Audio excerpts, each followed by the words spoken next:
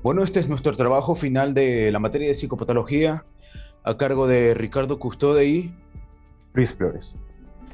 nuestro tema es las adicciones.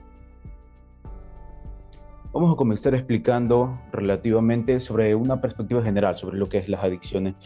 Comúnmente se suele pensar que la adicción, al tener una tasa de recaída alta en sus pacientes, el tratamiento en realidad no es muy útil. Sin embargo, la mayoría de médicos no suele considerar que es más probable que se recaiga por alguna afección médica como obesidad, hipertensión o asma que por una adicción en realidad, de tal forma que los problemas por adicciones deben ser tratados con el mismo grado de complejidad, compasión y persistencia que a lo mejor otro trastorno relacionado a la medicina.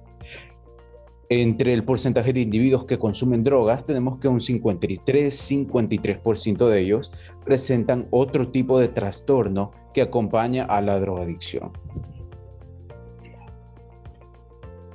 Dentro de las drogas ilegales más comunes están la marihuana, por supuesto, y el consumo sin autorización de fármacos prescritos, al igual que los que no poseen una receta. Un estudio en 2011 arrojó que el 8,7% de la población americana de 12 años en adelante ya había consumido algún tipo de droga ilegal.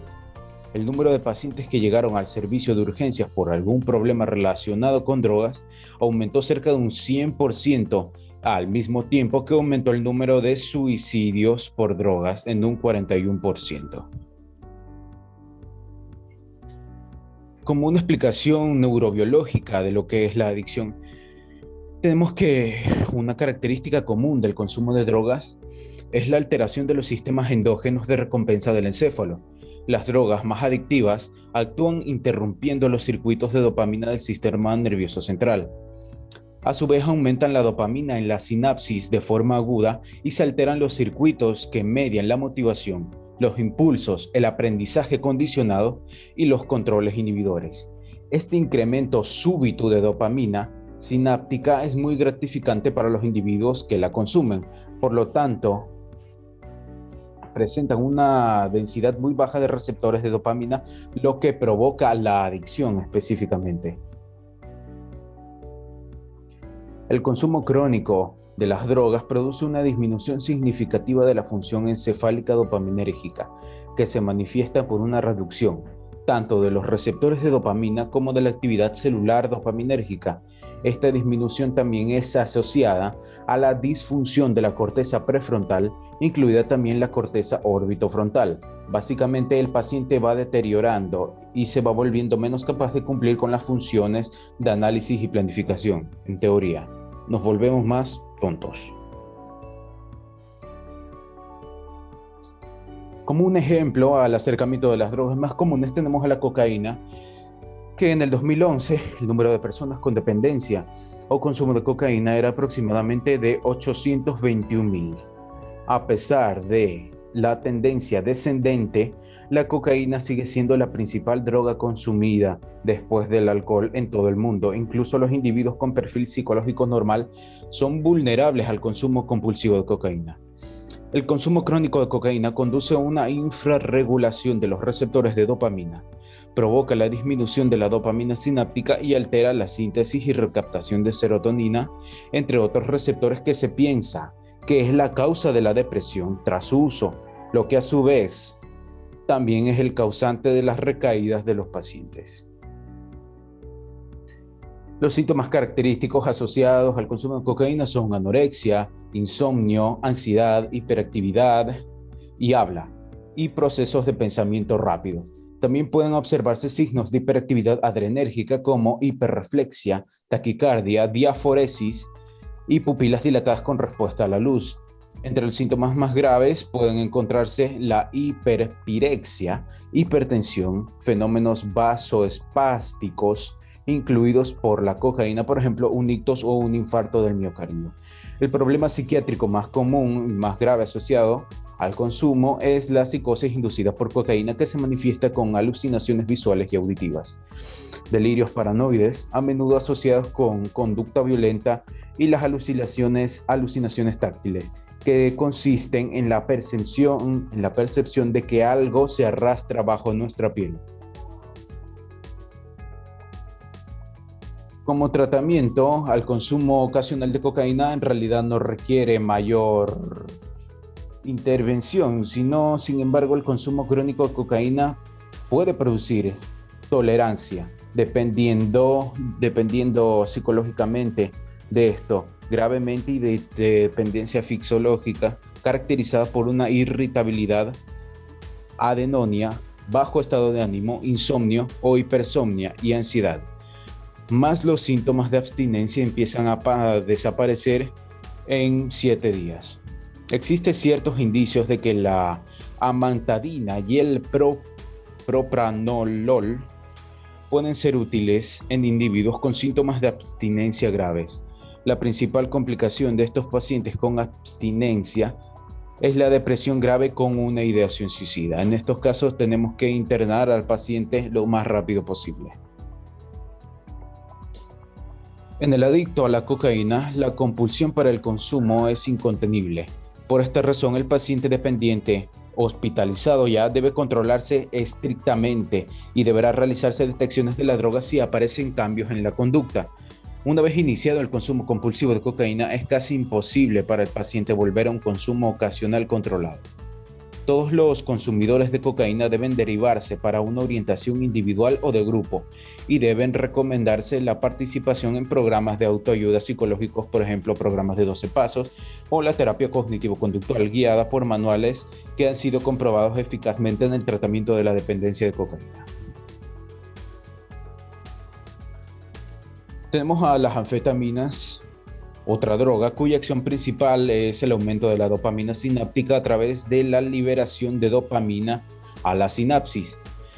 Esto produce una subida de dopamina que es más intensa y de duración mucho más prolongada que la resultante con cocaína. Puede durar de 8 a 24 horas y su vía natural de consumo puede ser oral, rectal, fumada, esnifada o inyectada. El consumo de anfetaminas a largo plazo puede causar deterioro cognitivo con embotamiento de conciencia, disminución de la capacidad intelectual, alteración de memoria y retraso motor. Las tomografías por emisión de positrones positivas muestran una disminución de perfusión en el putamen y la corteza prefrontal, así como pérdida de volumen de la amígdala y el hipocampo. El problema más grave con asociación es que este tipo de pacientes desarrollan una dependencia psicológica muy grave de anfetaminas y pueden tener los mismos síntomas que se observan en los consumidores y drogadictos de la calle. Los efectos a largo plazo son depresión, disfunción encefálica y pérdida de peso. Además, tanto en la intoxicación aguda como crónica pueden desarrollarse una psicosis paranoide sin delirio. Para su tratamiento, las anfetaminas pueden retirarse de forma abrupta si la intoxicación es leve. La agitación del paciente puede manejarse solo mediante psicoterapia. El principal problema es el tratamiento de la depresión al suspender el consumo de la anfetamina. En los casos leves, esta depresión puede manifestarse con desorientación o somnolencia, y en los casos más graves, el paciente puede tener ideación suicida y requerir tratamiento psiquiátrico hospitalario. Tenemos las drogas de fiesta, las cuales durante los años 90 aumentaron de forma constante en su consumo, principalmente la conocida éxtasis y la ketamina. Estas drogas aumentan la dopamina sináptica y alteran la neurotransmisión serotoninérgica y los sentimientos de empatía que experimentan los consumidores en consecuencia del desbordamiento de este sistema serotoninérgico precisamente. Los opioides, que son otro tipo de droga, estos actúan mediante la unión al receptor de opioides. La unión a los receptores del área tegmentaria anterior estimulan la liberación de dopamina. A su vez, producen una gran variedad de efectos como analgesia, euforia, sedación, disminución de secreciones, náuseas, vómitos, estreñimiento, meiosis, vacilación urinaria e hipotensión. Los signos clásicos de la abstinencia de opiáceos se reconocen fácilmente en general y comienzan entre las 8 y 12 horas después de la última dosis. En general, un paciente consumidor de opioides va a admitir la necesidad de drogas y al mismo tiempo va a presentar sudoración, bostezos, lagrimeo, temblor, rinorrea, irritabilidad llamativa, pupilas dilatadas, piloerección, piel de gallina y aumento de la frecuencia respiratoria. Sin embargo, los signos más graves de abstinencia aparecen a las 24 a 36 horas de la última dosis y pueden ser taquicardia, hipertensión, insomnio, náuseas, vómitos y calambres abdominales. Para el tratamiento de los opioides se recomienda la buprenorfina, que puede usarse en el tratamiento de los pacientes que cumplen con criterios de dependencia a opioides, de acuerdo al Manual de Diagnóstico y Estadístico de los Trastornos Mentales de DSM-5. Para iniciar este tratamiento se instruye al paciente para que se contenga de consumir heroína o cualquier otro opiáceo durante al menos 24 horas. Otras investigaciones extensas han demostrado que la terapia sustitutiva con opiáceos es muy eficaz. Reduce el consumo de drogas ilegales, la tasa de mortalidad, la conducta delictiva y la transmisión de hepatitis e infección por el virus de la inmunodeficiencia humana o VIH, y permite que muchos drogadictos logren un grado normal de función social, luego de haberse recuperado precisamente de esta adicción. Terapia con antagonistas de opiáceos. La naltrexona es un antagonista del receptor de opiáceos, la cual está disponible como fármaco oral desde hace muchos años y ocupa completamente el receptor de opioides. Normalmente, esta se administra de 7 a 10 días después de la última dosis de opioides para así prevenir la precipitación de los síntomas de abstinencia. Se ha documentado que la naltrexona oral tiene mejores resultados entre profesionales sanitarios motivados y en la población del sistema judicial criminal. Pacientes que toman naltrexona no alcanzan la cesación de su vida reforzante y eso resulta en una reducción del modelo de consumo. Tratamiento del paciente hospitalizado adicto a opiáceos. Por la parte de la FDA, los médicos hospitalarios pueden prescribir metadona o buprenorfina a cualquier persona adicta hospitalizada sin autorización terapéutica especializada ni registro de tratamiento con opioides. El tratamiento de mantenimiento que se practica en las hospitalizaciones deben mantenerse hasta que el individuo se haya recuperado totalmente de la enfermedad. Los pacientes con metadona a largo plazo deben continuar recibiendo metadona oral diariamente mientras estén hospitalizados, o incluso se puede llegar a inyectar de manera intramuscular la metadona cada 8 horas. La opción de desintoxicación no debería considerarse hasta que el paciente se haya recuperado completamente de la enfermedad que requirió hospitalización.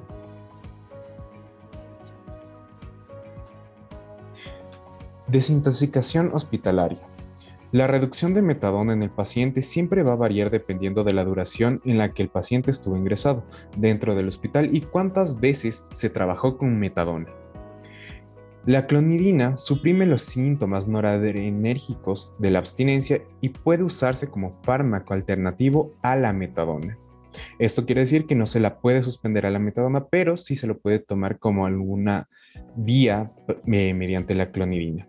La posibilidad de que el tratamiento de la abstinencia sea exitoso va a depender si el paciente es consciente de la dosis y es capaz de elegir una pauta para la abstinencia dentro de los límites establecidos por el médico. La planificación del alta debe iniciarse tan rápidamente como sea posible tras el ingreso. En el caso de pacientes que ya no estén en el tratamiento, puede requerirse varias semanas para poder organizar el ingreso a un programa libre de drogas. Tratamiento ambulatorio de desintoxicación. El punto central del tratamiento de desintoxicación es controlar los síntomas de abstinencia al tiempo que se reduce gradualmente la dosis de opiáceos. Acorde a la FDA, los clínicos llevan el mantenimiento pueden prolongar el tratamiento de desintoxicación de 30 a 180 días si un programa de desintoxicación más breve no ha sido útil. La aprobación de la buprenorfina SL para el tratamiento de la dependencia de opiáceos en el contexto de las consultas de los clínicos se han expresado de manera en la que se refieren a que ha sido un éxito con este fármaco para la desintoxicación ambulatoria.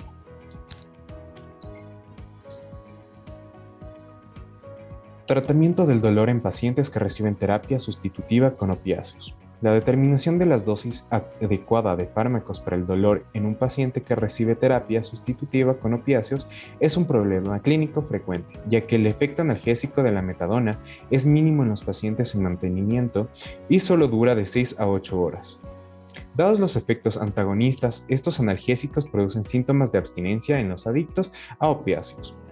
La buprenorfina, de forma similar a la metadona, aporta una analgesia más eficaz si la dosis de mantenimiento diaria se reparte y administra con una pauta de cada 8 horas.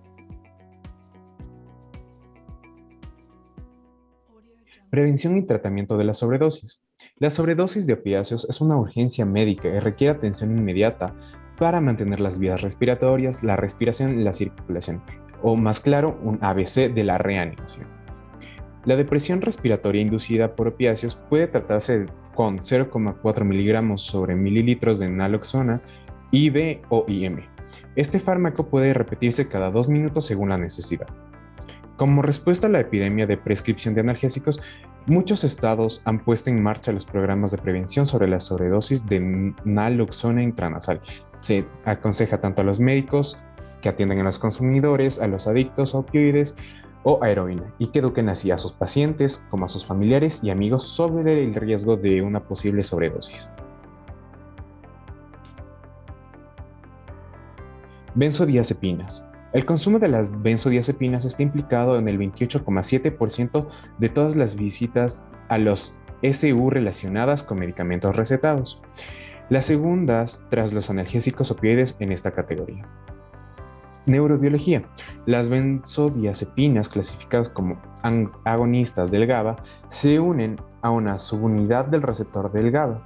Es importante señalar que este es el principal neurotransmisor inhibidor del sistema nervioso central.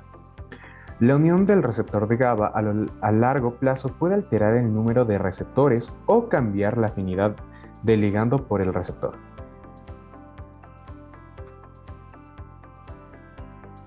Modelos de consumo crónico frente a adicción. Las benzodiazepinas pueden producir dependencia, especialmente cuando se utilizan en dosis elevadas o durante periodos prolongados. Hasta un 45% de los pacientes que reciben dosis estables a largo plazo muestran evidencia de abstinencia fisiológica.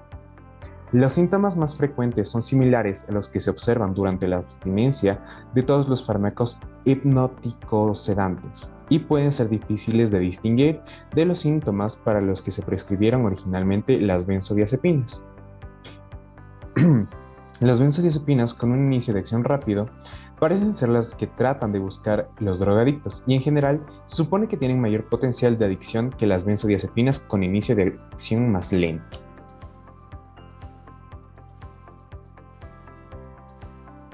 Sobredosis. El flumazenilo es un antagonista específico de las benzodiazepinas que revierte los efectos mortales de la sobredosis.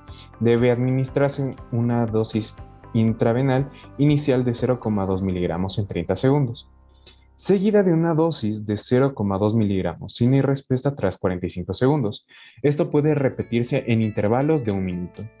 Cuando está contraindicado el flumazenilo, la sobredosis de benzodiazepinas debe tratarse de forma similar a la de otros hipnóticos sedantes.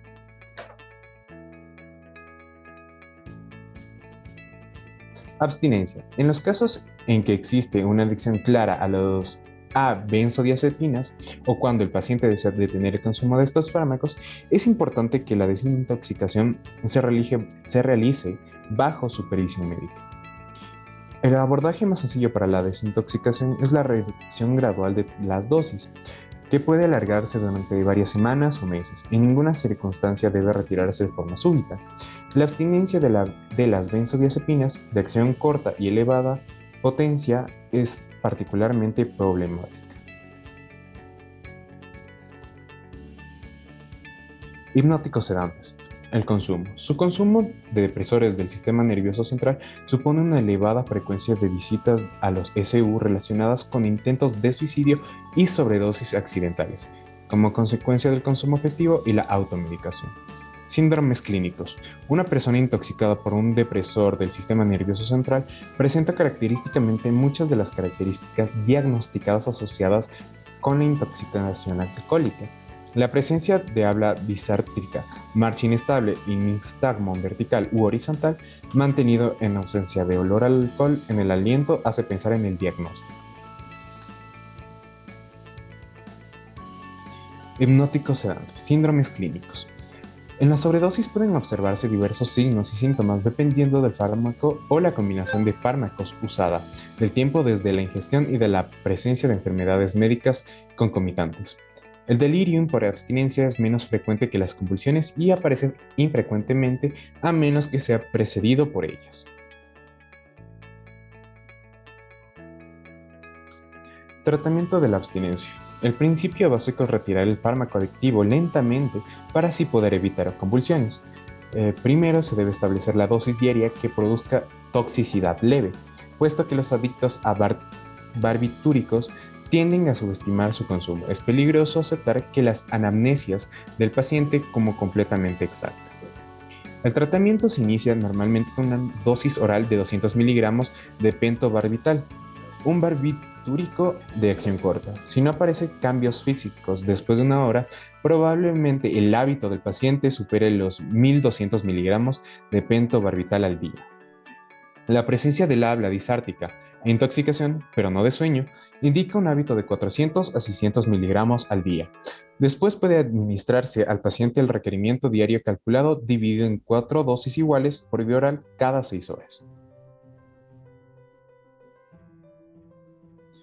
Tratamiento de la abstinencia. Los adictos a los fármacos hipnóticos sedantes pueden presentar diversos problemas de tratamiento psicológico.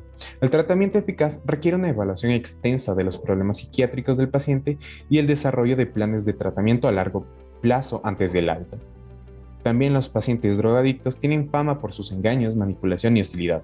No es frecuente que se reconozca que estos problemas en ocasiones son causados por clínicos que no consiguen dar una atención adecuada a los problemas psicológicos del paciente.